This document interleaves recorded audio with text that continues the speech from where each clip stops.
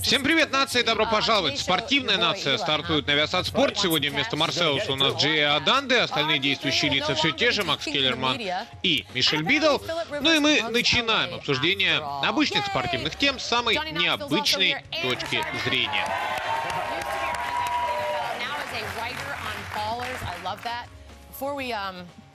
Before we can get to all of that, though, we really do need to address the elephant in the room, okay? If we're going to do this show today, we need to talk about it. So yesterday, Elena Deladon was here.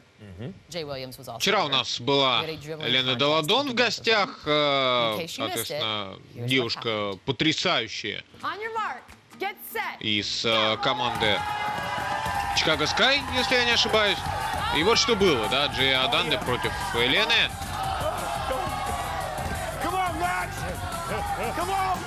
Затем, ну и вот здесь девочки против мальчиков, было весело.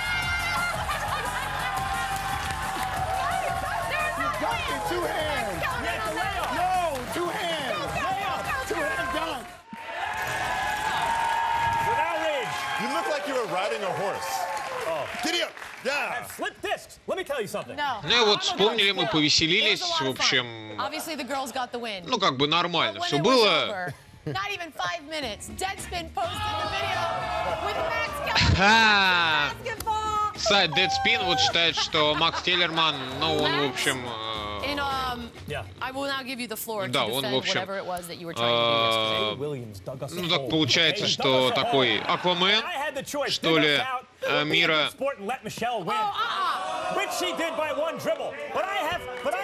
Мира баскетбола.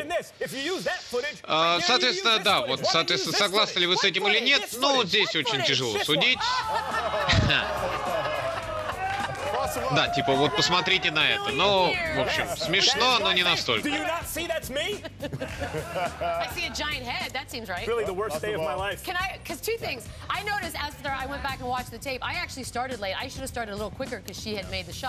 I also was going lefty, which I don't do. So you should be even doubly embarrassed. You know, it's like one of those things where you're thinking like, maybe no one saw it. And then 5 minutes later, Deadspin had it. Yeah, I got to my car and immediately texted and said, let me tell you the worst part. What? You need to recast it as like a whip nene, because if you're doing the whip nene, you were doing a really good job. Да, нужно взять, вот говорит Джей Аданде, нужно взять тебе хороший никнейм, вроде Нене, тогда ты будешь играть круто. Но, правда, до Нене Иларио Макс, мягко говоря, не дотягивает да по всему, на самом деле, по физике, как угодно. А Елена, кстати, сверху забила. Да, очень странно двигается, конечно, Макс, очень странно. Во-первых, он по скорости проиграл Мишель, во-вторых, Мишель даже вела мяч лучше, чем ее соперник. Так что здесь, в общем, все абсолютно по делу.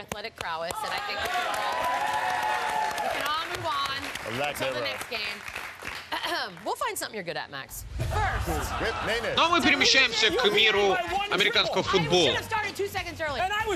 Соответственно, RG3, который отказался общаться с журналистами. Хорошая ли это идея? Ну вот, давайте послушаем, что он сказал. Мне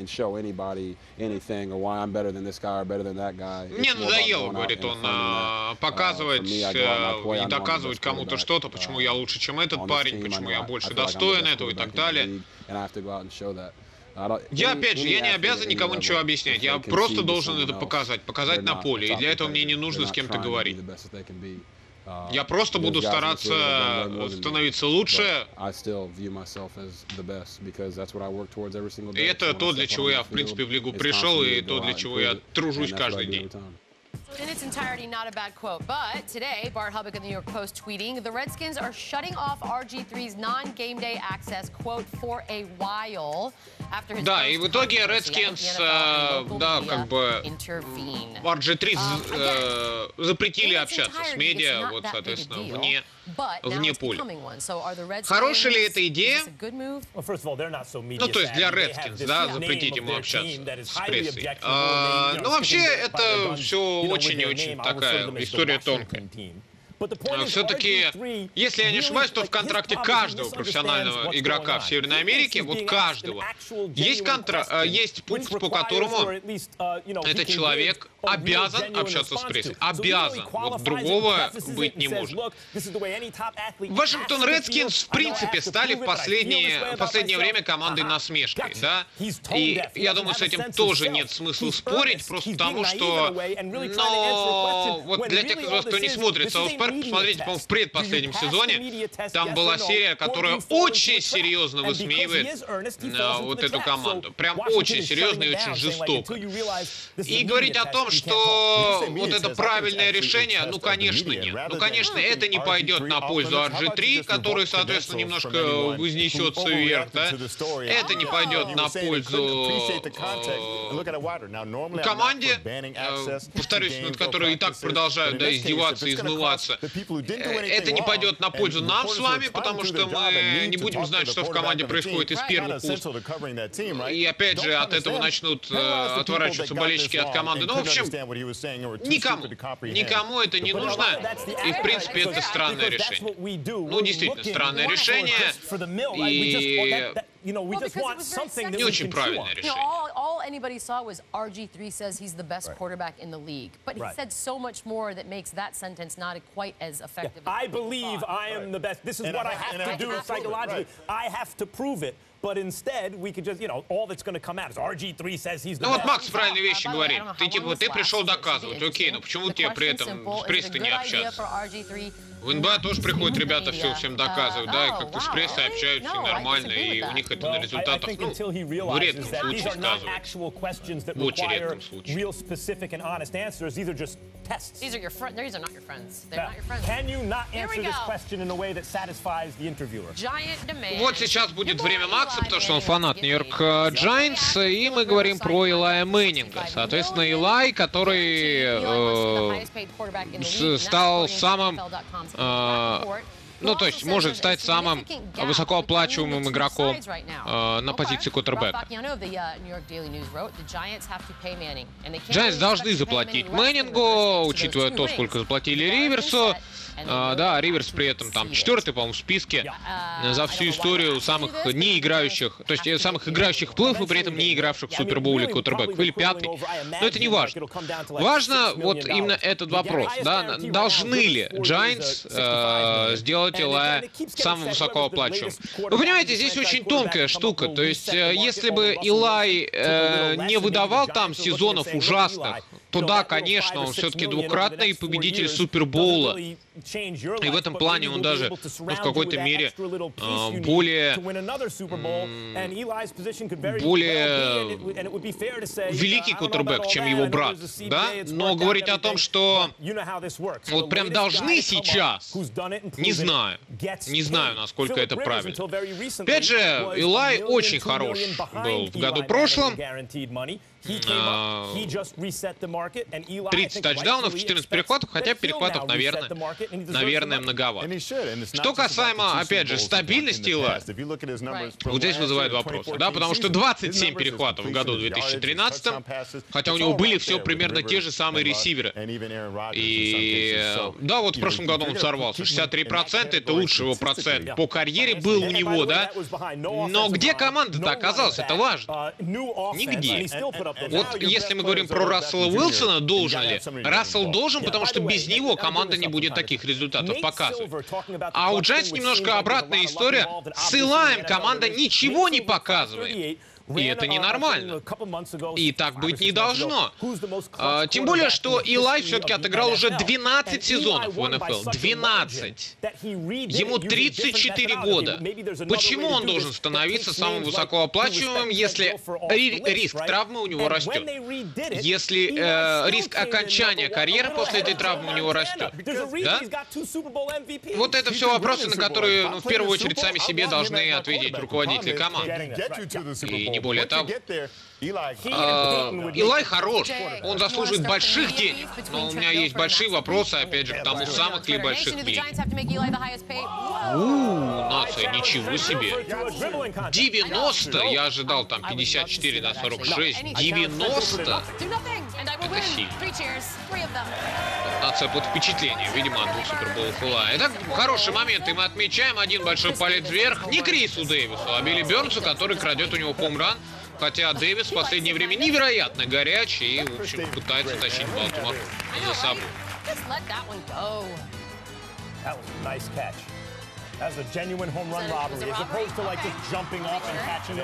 Идем дальше. 2 больших пальца вверх. Джастин Аптон, который невероятную ловлю также у стены делает. Может быть, крадет хоум-ран. Здесь уж точно об этом говорить нельзя, но в любом случае, хотя, наверное, крадет. Но в любом случае красиво, а главное, очень и очень самоотверженно. Ну и 3 больших пальца вверх мы сегодня отправляем в распоряжение Муки Бетса, который тоже в аутфилде, вот такую вот ловлю на бегу. Молодец, конечно, Муки Бетс, хотя для него вот такие моменты уже стали обыденными, скажем так. Что команде это помогает? Да, в общем-то, не помогает, к сожалению. Джонни Ноксвилл у нас скоро. Помните программу «Чудаки»? Вот это вот.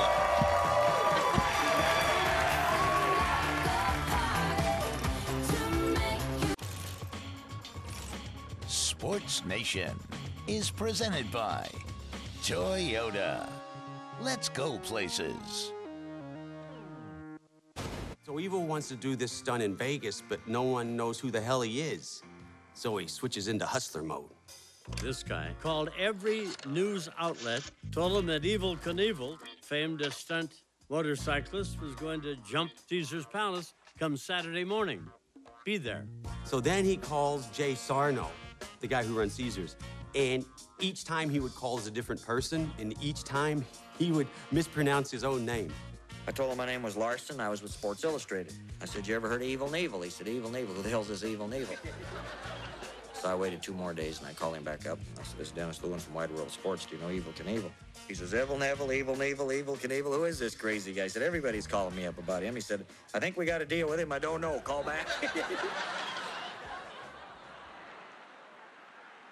Like a lot of his stunts, Caesar's Palace was one of those that he dreamed up and sold before he even knew it was possible. And then on the day, he's got the crowds there, and he doesn't know if he can make it. He's just got to go for it. And that is it. Joining us now, the producer of Being Evil, comes out August 21st, Johnny Knoxville. Джонни Ноксвилл к нам присоединяется. Человек, который в свое время стал легендой благодаря, собственно, программе «Чудаки». Помните такую? Вот, соответственно, он к нам присоединяется, и человек, который проявил Книвилла там. Снял фильм, ну, известный трюкач, и его фильм совсем скоро выходит на экраны. Его, в смысле, Ноксвилл, потому что его Книвилл выступал, по-моему, в 80-х годах. А то и в 70-х, если мотоциклетный трюкач. Вот, собственно, именно с человеком, с фанатом его Книвилла мы будем сейчас общаться. Будем надеяться, что будет весело. По крайней мере, хотелось бы этого.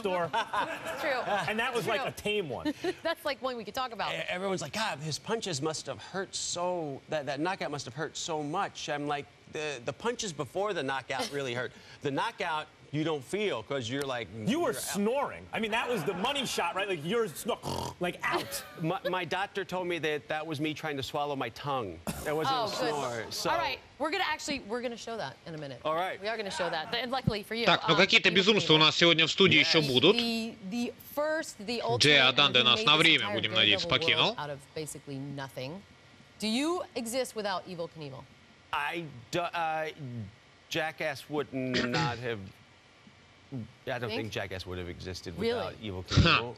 Интересно, вот он говорит, что чудаки как раз черпали вдохновение, что ли, из трюков Эвела Книвилла. Sport and, you know, darings. And that wasn't happening before Evel Knievel. There was a few stunts. Ну вот да, вот такие вещи, опять же, он выступал всегда в такой вот, в такой звездно-полосатой штуке. В начале 80-х он прекратил выступать. В 2007 году, к сожалению, он скачался. Но вот, собственно, он был, собственно, даже спортсменом, то есть он участвовал в официальных соревнованиях. С 66 года стал выступать. У него, собственно, в истории два самых известных прыжка имеются, но при этом оба они были неудачными. Один из них прыжок через фонтан и Caesars Palace в Лас-Вегасе, знаменитый, может быть, самый знаменитый отель в Лас-Вегасе. Собственно, при приземлении он так упал, что в коме 29 дней пролежал. Ну и через каньон реки Снейк. Тоже он прыгал на мотоцикле и закончился там неудачный трюк из-за нераскрывшегося парашюта.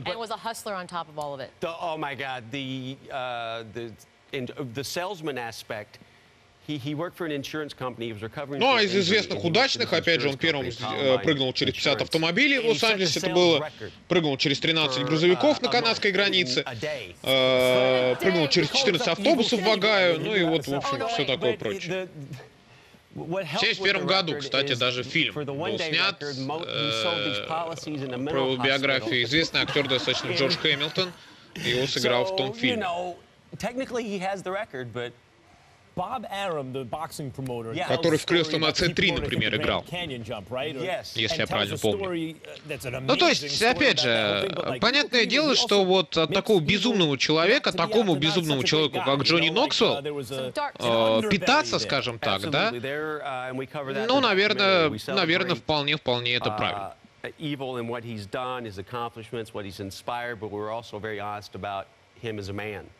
And you get a good look at that at Snake River, which was just, I didn't know as much about Snake River before making this documentary, and it was out of control.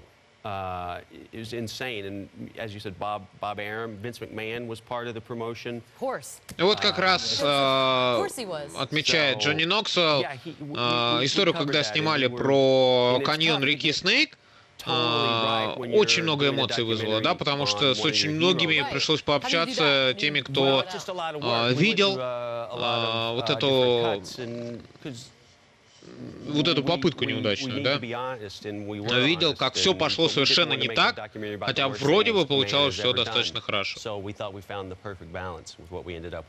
So, you know, obviously you go into this, if you idolize him, you go into it knowing some stuff about him, but in the process of making the film, did you learn some new stuff that surprised you, opened your eyes? Ну вот, что-нибудь новое подчерпнул, что стало сюрпризом, чему-то тебя научило.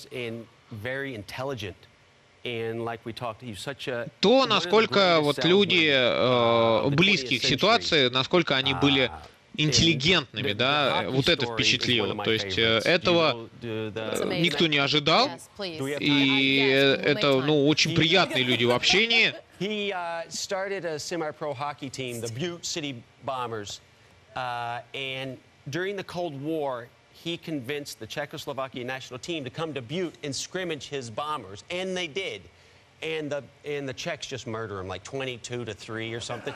But Evil was sweet. He went around during each period and said, hey, the Czechs, their delegation is a little larger than we anticipated. Can we pass the hat around so they have money? Ну вот тут какое-то соревнование вспоминают, его там с чешскими мотоциклистами похоже. Evil disappeared from the ice, and when he disappeared, that money disappeared, and all the receipts from the game disappeared. And Hustler.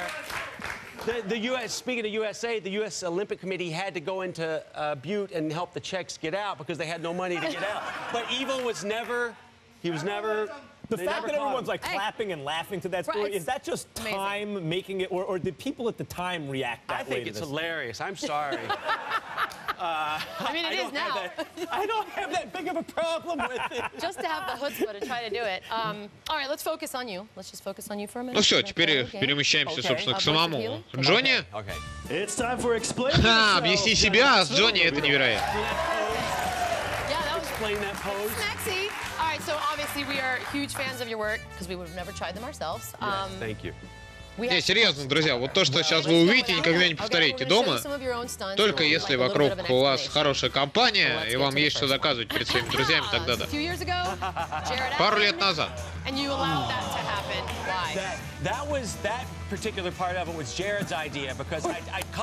Это была идея, вот Джаред Аллен его уничтожает, это была идея Джареда вот такую вот штуку снять. Потому что, да, он хотел мне дать почувствовать, что ощущает квотербек, когда, соответственно, вот происходит вот такой вот захват. И дал действительно.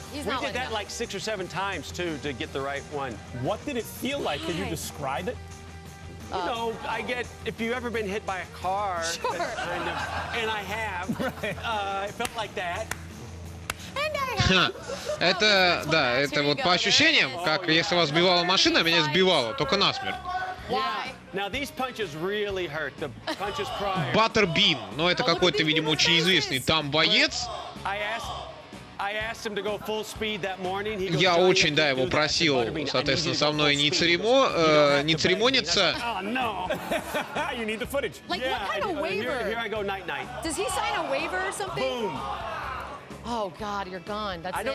Да, причем его действительно вырубили. И Джонни говорит, я не знаю, где там была моя голова, я уже просто отключился к тому моменту. Well, most of my stunts, I just stand in one spot or hold on to something. So that was like this. I just stand in one spot. Come on. Ну, естественно, да. Ой-ой-ой-ой. Встать на... Господи, ты боже. Я еще понимаю от них побегать. И даже попасться им, и даже поработать там клоуном вот на Родео-арене. Но встать прямо перед выходом, ну это же смертельно опасно. Хотя я надеюсь, что у этих буйволов на рогах были специальные... Хотя нет, я не вижу специальных заглушек на рогах у них.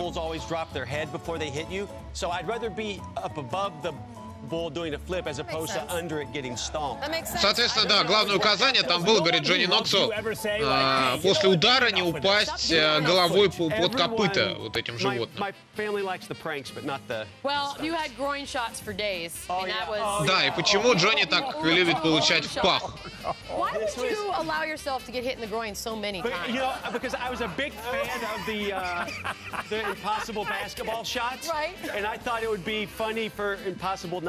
Потому что я всегда был большим фанатом баскетбольных крутых бросков.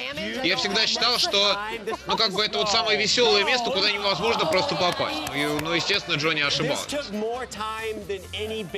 Там, конечно, были истории попикантнее, скажем так, когда там крутящееся колесо маунтинбайка вот тоже своим достоинством останавливал, причем, в общем, в неглиже, скажем так, Джонни.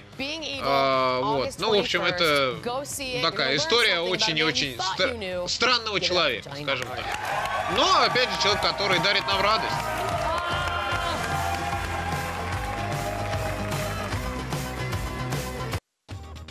You are watching SportsNation, presented by Toyota. Tomorrow on Sports Center, they'll have all-day coverage of Tom Brady and his hearing. That's all day. Drop this whole thing and then write the apology and everything. ESPN. I feel like the thing's been written. We're just waiting to see who calls up who's bluff. It's not the apology. It's like I put it all behind me. Hannibal Buress is here tomorrow, 3 Eastern, noon here in LA. He shook things up.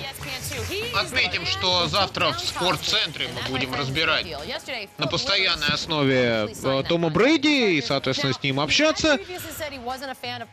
Ну и Филипп Риверс, который вот подписался с Сан-Диего, который вроде как символом команды является, который вдруг тут сказал, что как бы никаких проблем. Хотите перевозить команду в Лос-Анджелес? Да пожалуйста.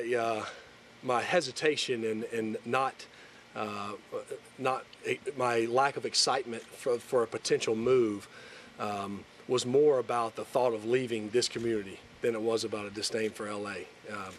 And again, that's still out of our control, and nobody still knows. So it wasn't a hatred of Los Angeles.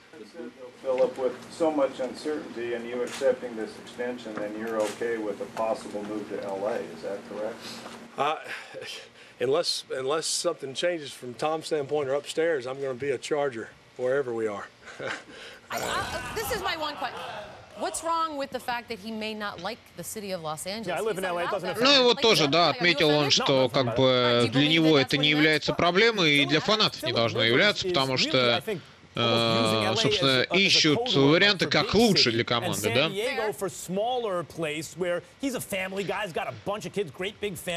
Здесь Макс говорит, что Риверс рассуждает как обычный человек.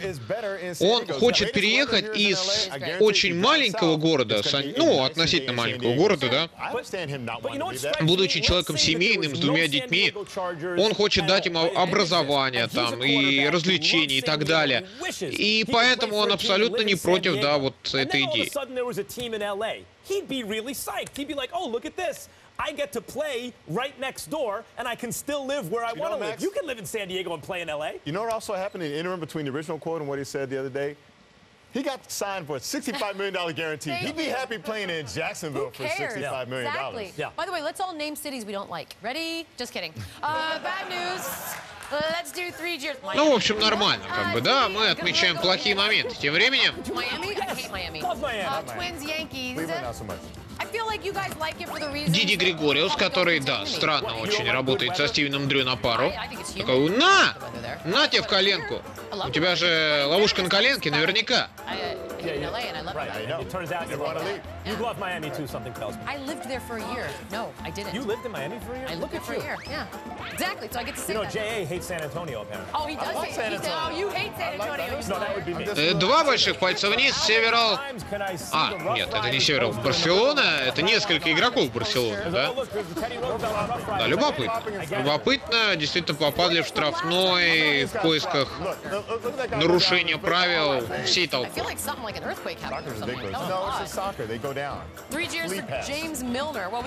Ну и Джеймс Милнер, еще немножечко у нас футбола европейского, который очень странно бьет, да, очень странно.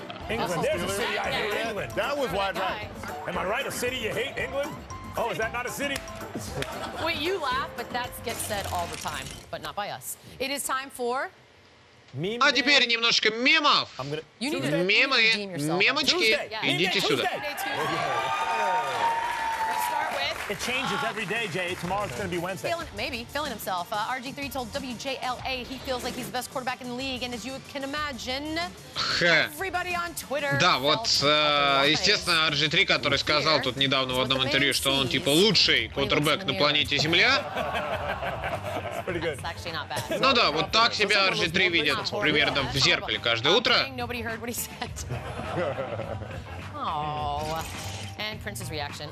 Молитвы в никуда.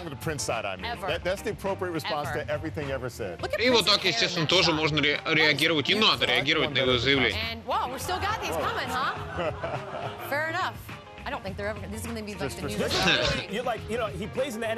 Прямо вышел из себя. This is going to make me start rooting for him somehow. You think so? Yeah, it's like... He's being treated unfairly, Yeah, he's being treated unfairly. In this case, it's absurd. Ну да, в общем, как бы можно договориться до величия во всем, и как бы если только говорить будет RG3, то вот работать будет именно так.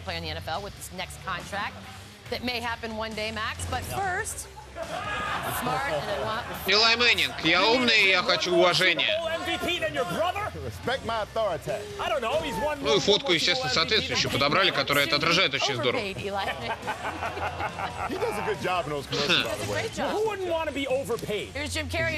Привет, я Илай Мэннинг, и я скоро буду получать больше, чем Илай Мэннинг. Илай Мэннинг, который хочет быть самым высокооплачиваемым квотербеком в НФЛ, вызывает большую улыбку на лице Джима Керри даже. Я, кстати, не знаю, ты из тупее по еще тупее или нет. Прически похожи, хотя утверждать не буду. Finally, some sports news at this weekend's Roger Cup semifinal in Montreal. Tennis star Novak Djokovic complained that the smell of marijuana near the court was throwing off his game, which is really classic Djokovic. Great on clay, but always struggles on grass. Да, у Новака Джоковича там проблемы, в общем, с запрещенными веществами, и, в общем, обыгрываемая слово трава с Джимми Киммелом. 1 minute, yeah. He broke the previous record of 0.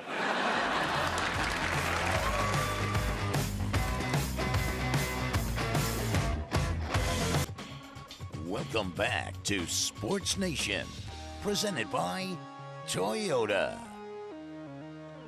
Get on E60 tonight. The story of Ohio State running back Ezekiel Elliott. That's at 8 on ESPN. And watch ESPN. And then at 9, a little coverage of the World Series of Poker National Championship. Music change there. Tonight at 9 on ESPN and watch ESPN. Is that poker music? That is poker music. Our next guest, I didn't either. Former NFL running back, won the Super Bowl with the Steelers in '09, and currently one of the writers on HBO's hit show Ballers, Rashard Mendenhall. Следующий наш гость Рашард Менdenhall, человек, который ранее был очень крутым раннинбеком Питтсбурга, который выиграл с Питтсбургом, собственно, Супербол, если я не ошибаюсь. Вот он уже был в составе против Аризоны. И на данный момент времени он является одним из сценаристов, серьезно, сериала «Футболисты», «Ballers», да, вот тот, который с Дуэйном Скалой Джонсоном в главной роли, который играет футбольного агента. Интересно, что Рашард Менdenhall вот так вот нашел себя. Очень немногим это удается футболистам. Мы с вами как-то наблюдали фильмы из цикла «30 за 30», да, в котором, вот, соответственно, рассказывали нам про то, что примерно 70% игроков в американский футбол банкротятся в течение 4 лет после окончания карьеры. Это очень любопытно. Рашард молодец, что он себя нашел. Да и раннинбэк, он был жесткий, интересный, хороший, и вот, соответственно, теперь у него новое призвание. И опять же, мне вот сериал лично нравится. То есть, сериал неплохой.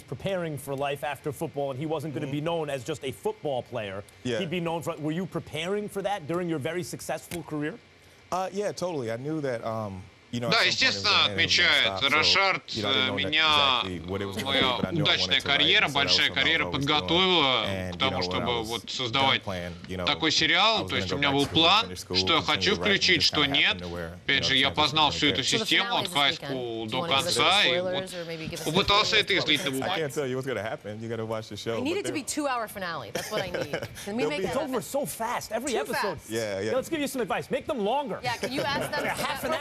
That's something we hear a lot, but you know, there'll be a marathon leading up into it, so you know, anybody who hasn't seen it, catch up, you know, one you gotta watch leading up to it. Such a fun show. It's so fun. Actually, it's better that you leave us wanting more rather than, God, this show's dragging. We're gonna talk a little real football right now. Some real stuff. Ну а теперь про реальные вещи в футболе поговорим, не только про выдуманные. Джетс после того, как вот избили всей раздевалкой Джину Смита, соответственно, естественно, его себе вернули.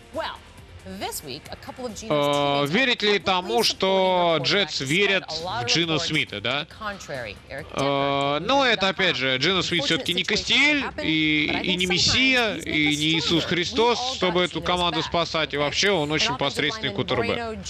Вот, собственно, все, что мне есть об этом сказать. То есть там его партнеры по команде, которые, собственно, его в раздевалке и били, они говорят о том, что, типа, Джину — это наше все. Ну, то есть, да. Покупаешься ли ты на это? You know what? I totally respect it. You know, those guys are great teammates, and you don't give up on on the starting quarterback. They know that's their guy. They know that's his guy. But I can't say what's under that. But I know that those are great guys, great teammates. Очень приятно отмечает Рашард видеть хороших игроков вот в хорошей такой дружеской атмосфере. Хотя эта атмосфера, конечно, не совсем дружеская, уж мы-то с вами знаем. The things that go down and happen in that locker room and take it outside of there, and when everybody's involved, it's kind of a different thing. So only the guys that were in that locker room kind of knows what happened and what was. And in this case, Brandon Marshall starts it, right? Like, as he used to stick up for Jay Cutler in the press, at least, but I don't remember as many teammates sticking up for Cutler in Chicago after Marshall said the stuff, as they are for the Jets right now. Like, the Jets are kind of stepping up a little bit and rallying. Yeah, but I don't know. It seems like maybe there's a little more support in the locker room than kind of the narrative had you believe until now. But I don't know. Maybe not. What's your read? Yeah. I mean, just the way people are kind of dumping on them, social media and things like that as a team. Ну вот да, Джетс тоже ведь в последнее время стали насмешкой сами по себе как команда. И, естественно, Джину Смит, который в прошлом году, в общем, не способствовал укреплению позитивного имиджа команды, он в этом плане тоже себя под удар ставит. Но говорить о том, что Джино хороший игрок, да, это преждевременно. В общем, я думаю, что в Джетс в это тоже никто... Это как вот было пару лет назад с RG3. Все говорили, да он великий, он вообще он пришел, он нас спасет обязательно, а потом выяснилось, что у него большие проблемы в команде. Вот здесь то же самое. Defenseless wideouts, they flag them and they fine them. But Giants linebacker John Beeson thinks the blame should actually be placed elsewhere. Here's what he told the New York Daily News. Как странно. Должны ли НФЛ вводить флаги для квотербеков за опасные передачи? То есть передачи, которые идут, ну, в такой стык, что ли, да, в столкновение. Ну, давайте вот мы не будем такие передачи делать, да, и тогда мы никогда в истории не получим больше ловли легендарных наподобие Одела Бекхэма-младшего. Это смешно, о чем вы говорите. Ну, то есть игрок в американский футбол, он идет не в балет. Вот если, соответственно, ты не хочешь, чтобы тебя жестко били, ты, пожалуйста, надевай балетную пачку, вставай у станка и делай гранд-батманы. Вот все, что тебе нужно, да? Или можешь пойти еще в школу вальса, например, да? Или можешь пойти в секцию шахмат, кстати, чуть более мужественно, вот, но как бы говорят, что проблемы со зрением от этого возникают. Вот и так далее и тому подобное. То есть, как бы, квотербеки-то здесь в чем виноваты? Да, но это смешная ситуация. Это смешная ситуация. Это все равно, что, ну, вот, соответственно, человек, например, вот ситуация, да, человек отравился, серьезно отравился, да, там, вот, соответственно, 3 дня не мог на работу ходить, там, вообще никуда не мог ходить из одной комнаты. И вот после этого он перестал есть. Вообще в жизни больше, да, есть не будет. Но это смешно. Конечно, нельзя. Конечно, нельзя. О чем вы говорите? Ну, теперь давайте немножко поплачем. Плак-плак. У нас на очереди Ди Гордон, который крадет вторую базу. Ну, в общем, крадет он с помощью бэмс. Вот такого вот попадания в подмышку себе. Неприятно. Неприятно в крыло. 2 слезы за американо. Да, мягко говоря, досталось игроку Ливерпуля.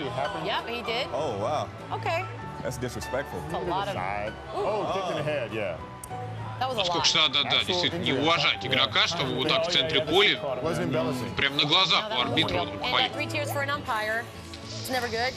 Ну и 3 слезы сегодня за хоумплейт ампайра, который получает, да, вот таких, кстати, попаданий в этом году очень много попаданий, которые вот отправляются в ключицу, там, в кисть, то есть руки в этом году. Вот в прошлом году страдало кое-что другое у ампайра, в этом году руки очень страдают. Но там вроде бы все было в порядке, их прошли. Что, Рашард Мэдденхолл продолжает работать над неплохим сериалом, ну а мы продолжим после паузы.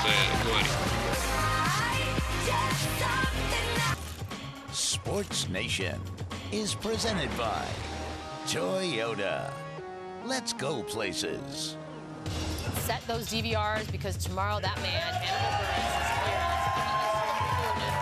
in Los Angeles on ESPN2. I'm very excited about that. Time now for Pulse of the Nation, presented by Toyota. It's only been 3 months since Manny Pacquiao, and what a lot.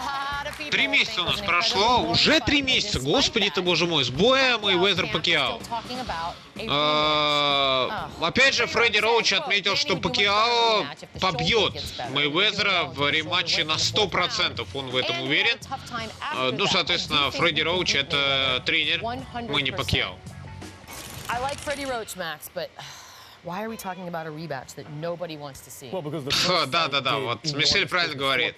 Почему мы говорим о рематче битвы, которую никто не хочет видеть? Никто не говорит о том, что ее увидит. И вообще осталось одна, видимо, битва в карьере у Флойда, и после этого он уйдет. Причем с не самым сильным соперником, с очень скромным соперником, вот если не сказать больше. Естественно, вот такие вот задираловки — это попытка вызвать на бой, еще один. Соперник, оно естественно, никуда уже не тронется. Никуда не тронется Флойд Мейвезер. Говорить о том, что победу или не победу, но был шанс, пожалуйста. Вот это всегда так, да, как бы большого чемпиона мало кто уважает из спортсменов. Ну, то есть как?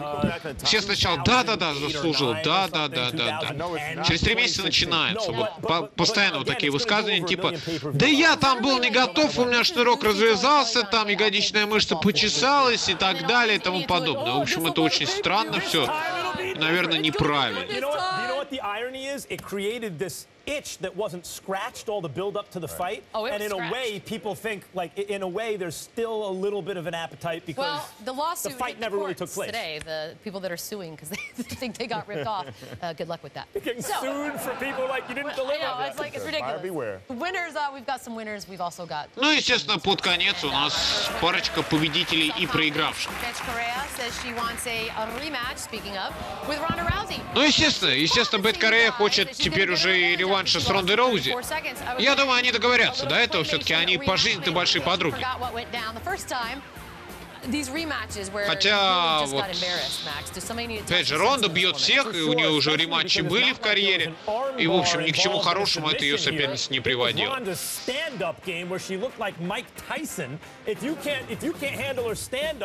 Есть ли вообще какой-то смысл в том, что говорит Корея? Нет и еще раз нет. Нету сейчас девушки, способной Ронду Роузи побить. Нету, вообще нет. Вообще ни одной. Вот пусть они, да, в пластилиновых боях насмерть дерутся и все. Фил Джексон боится, что Кристоф Порзингис может стать следующим Шоном Брэдли. Серьезно? Серьезно? Но это вот очень странная ситуация, как бы говорить о том, что он может стать следующим Шоном Брэдли. Ну да, в общем, странно. Опять же, если ты боишься, что у тебя следующим станет, ну вот, он станет следующим Шоном Брэдли, я напомню, 8 очков в среднем за игру он набирал по карьере, 6 подборов в среднем за матч, 2,5 блокшота. Ты что, уберешь в первом раунде тогда? Да, вот, соответственно, парень, который очень круто изобразил уже Рассела, Коби и Леброна, теперь взялся за то, чтобы Джои Кроуфорда изобразить. Арбитра. Нет, Джои Кроуфорд действительно очень много дает поводов для этого.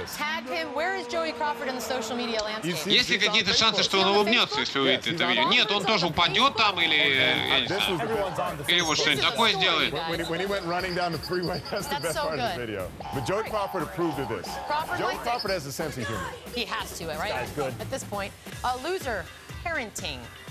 Проиграла отеческая забота, родительская забота. Ой-ой-ой, ой-ой-ой. Мужик тянулся за мячом и едва не выронил своего ребенка. Серьезно? You can't do that. It's not worth it, dude. I don't even know what you're holding in your arms, the most important thing in the world. Да. That also bolsters my theory that adults who bring gloves to baseball games are losers. Leave that to the kids. And also leave your kids in the seats. Еще недоволен остался, что там дети мяч выбросили. А, кстати, а мяч вернули, да, ему. А мяч в итоге вернули этому дядьке. Должна ли мама остаться с ребенком в следующий раз дома? Ну, просто если остаться дома, то этот парень накидается, соответственно, вот таким хмельным напитком и, может, просто выпадет на поле уже даже без мяча. Горячая тема победила. Шак сказал, что доктор Джей, Джулиус Ирвинг, круче, чем Майкл и Леброн. Но опять же, ну нельзя сравнивать. Вот, ладно еще сравнивать Леброна и Майкла. Они все-таки играли в похожих лигах, скажем так. Но Джулиус-то играл вообще в другой лиге. технологии вообще не похожи ни разу. То есть Майкл играл в другой баскетбол, в другую эру, нежели Леброн. И Леброн, ну, соответственно, про Ирвинга здесь и говорить-то не приходится. Ну вы что? Ну вы зачем? И, да, опять же, Джулиус все-таки, да, позицию тоже давайте его вспомним. Проиграли космические шаттлы. Почему? О, любопытно, канадская компания запатентовала технологию доставки людей в космос на лифте. Прикольно. Сколько только интересно ехать на этом лифте. А все остальное меня, собственно, не очень волнует. Я бы прокатился на этом самом лифте, если это будет стоить не 10 миллионов долларов, как сейчас стоит космический туризм в космос. А так вообще забавно. Забавно, что это запатентовали канадцы, а не японцы, например, которые вот, в общем, уже давно вроде как среди гигантских роботов живут. Пускай вам это все не снится ночью. Всем счастливо, пока.